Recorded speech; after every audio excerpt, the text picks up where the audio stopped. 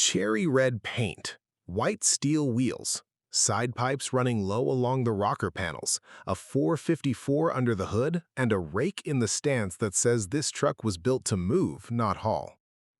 You've seen 100 lists of Hollywood's greatest car chases: Bullitt, The French Connection, Ronin, the same names, the same order, the same reverence.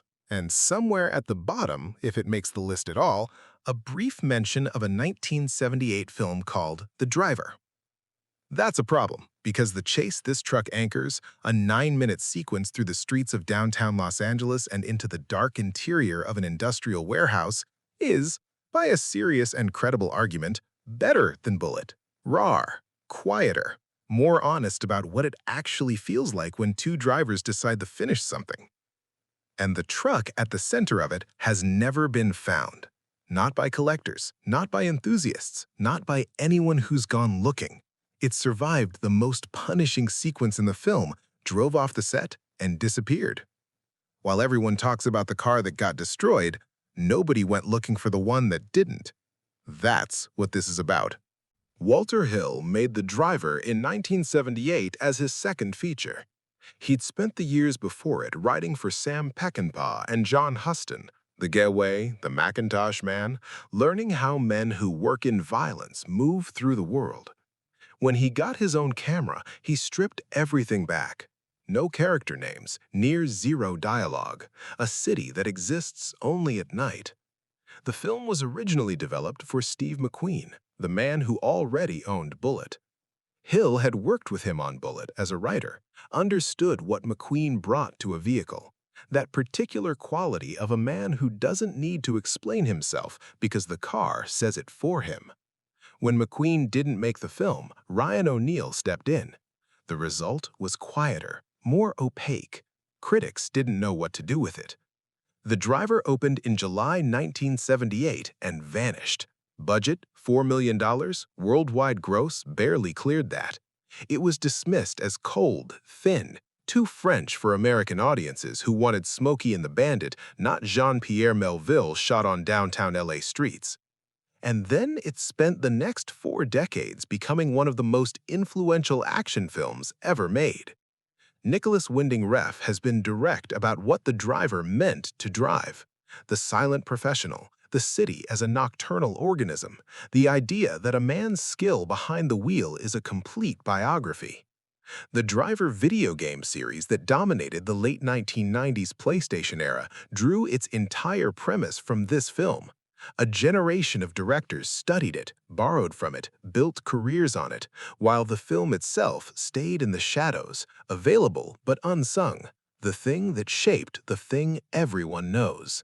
In a film where no one has a name, the vehicles do the biographical work. Walter Hill understood this completely. Every car in The Driver is a statement about the person driving it.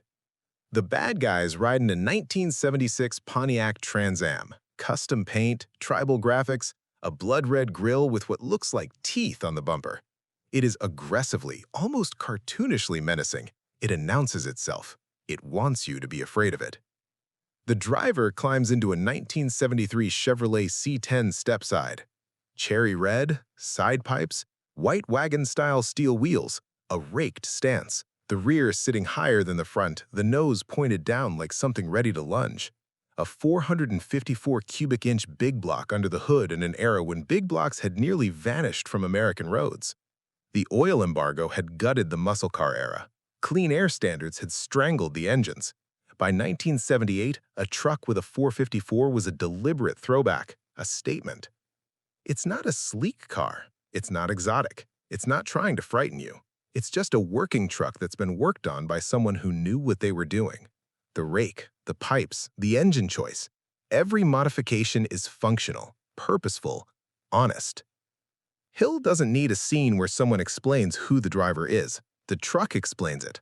A man who chooses that vehicle in that configuration has already told you everything.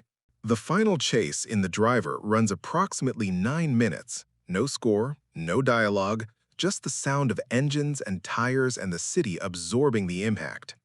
It begins on the streets of downtown Los Angeles at night. The driver has been double-crossed. The people who hired him took the money and left him with nothing. He finds the Trans Am. What follows is not a pursuit so much as a reckoning. Stunt coordinator Everett Creech put together a unit that treated the sequence with the discipline of something real. The cars spend most of their time going sideways, not for spectacle, but because that's what cars do at those speeds on those streets. The Trans Am drifts a full city block to make a corner, loses a wheel trim ring in the process. The C-10 stays on its bumper, eating up distance, absorbing the angles. Isabelle Adjani is in the passenger seat.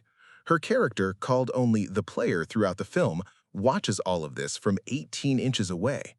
Hill uses her face as the sequence's emotional instrument. She is not screaming. She is watching a man do something she has never seen done before. Her expression is somewhere between terror and recognition. It is the closest thing to awe the film allows itself. The chase moves indoors, into a stocked industrial warehouse, cargo stacked floor to ceiling, narrow corridors between shelves, nowhere for either vehicle to breathe. The Trans Am smokes its tires in every available inch. The C-10 hunts it. The sequence ends with the two vehicles running directly at each other, full speed. Neither driver lifts. The Trans Am flinches first, swerves, clips a ramp, launches nose first into a steel beam and comes down hard on a loading dock. The C-10 is still running. Worth noting, the IMDb Goofs page documents a continuity error in the sequence. Close-up shots show the driver working a column shifter, while wider shots reveal a floor-mounted unit. At one point, he appears to shift into park during the chase itself. It's the kind of detail that surfaces when you're watching something closely enough to notice. Most viewers are too locked into the sequence to catch it. That's how good it is.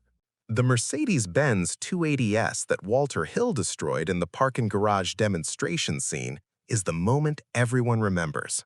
A gorgeous racing orange W108 deliberately and methodically disassembled against concrete columns by a driver proving a point. Both bumpers gone, one door torn off, roof flattened. The scene is an act of controlled demolition, and it's unforgettable. But that car didn't survive. The C-10 did. It came through the film's hardest sequence intact. It drove off the set in 1977 or 1978, and after that, nothing. No auction record has surfaced. No collector has documented a verified sighting. No enthusiast registry carries an entry that traces back to the production. The studio has produced no documentation of its disposition. It's possible the truck was sold off with the rest of the production fleet after shooting wrapped. It's possible it went to a prop house, then to a private buyer, then through a chain of ownership that left no paper trail. It's possible it's sitting in a garage somewhere in the Los Angeles basin, under a tarp, owned by someone who has no idea what they have. It's possible it's gone entirely, parted out, crushed, lost to the ordinary attrition that takes most things that nobody thought to preserve. The trail doesn't go cold dramatically. It just stops. The truck drove through the end of the film and kept going, and no one was watching where it went. What makes that strange is the comparison. The destroyed Mercedes is famous. People know the scene. People talk about that car. The truck that survived, the truck that anchors the sequence critics argue belongs alongside Bullitt, has generated almost no paper trail and almost no search effort. We look for the things we remember. We don't always remember the right things. The 1973-74 Chevrolet C-10 Stepside is one of the most accessible collector trucks on the market right now. The square-body generation, 1973 through 1987, is the longest-running C to K series in Chevrolet's history, and the early years of that run are the ones worth knowing. 1973 was the first year of the new body style, cleaner lines than what came before, curved side glass, a silhouette that holds up 50 years later, and crucially, it was one of the last years before emissions regulations fully strangled the big block options. The 454 was available. It was chosen. The combination of that body on that engine is what the film truck represents, and it's a combination you can still find. Current market, project trucks, rough body, running or rebuildable drivetrains start around $8,000. Driver quality examples with honest mechanicals and presentable cosmetics run $15,000 to $25,000.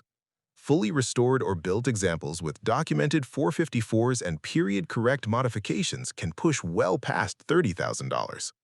Stepsides carry a premium over fleet-side beds at every condition level. Big block cars carry a premium over small block at every condition level. A stepside with a documented 454 is the intersection of both. What to check? Cab corners rust first and worst on these trucks. Floor pans follow. Rockers. The bedwood on stepsides deteriorates and often gets replaced with whatever was available rather than correct oak slats. Look at what's there and factor the replacement cost. Frame rails are generally solid, but check around the cab mounts. The 454, when properly maintained, is a durable engine, but they were often neglected, and a compression test before purchase is not optional. For the side pipe configuration, period-correct installation is achievable. Long tube headers are the performance foundation. There are solid options available on Amazon that fit the big block C-10 platform and give you the starting point for a proper side exit setup. For the stepside body itself, reproduction fenders are available if you find a truck with compromised bodywork. Amazon carries replacement stepside fenders that fit the square body generation. When you find the right base truck, the classic Chevy Truck Handbook is worth having in hand before you commit. It covers the platform comprehensively and will tell you what you're actually looking at. And if the 454 needs attention, Chevy Big Block's How to Build Max Performance on a Budget is the practical reference for extracting what that engine was built to deliver without spending beyond what the project justifies. If you want the truck on your shelf before you find one in a field, AutoWorld makes a 1:18 die-cast C-10 Stepside, the closest scale representation available in this format. Not a 1973 and not red, but the stepside body and the proportions are right. It's a reasonable placeholder for what you're actually looking for.